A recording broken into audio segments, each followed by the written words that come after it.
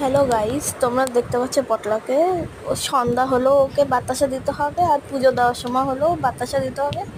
না হলে এইভাবে ও গেটের এখানে বসে থাকে বাতাসা খাওয়ার জন্য। বাতাসা খাওয়ার এত পোকা হয়ে গেছে এখন।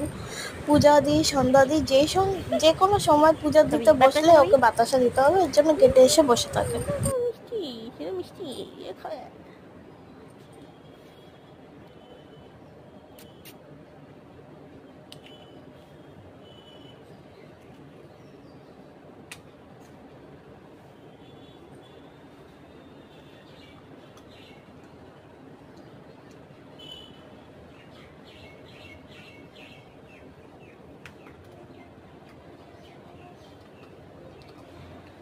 দাদা তুই খাবি? না না খাবে তো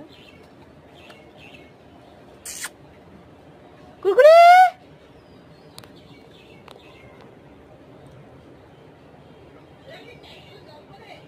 জানি না।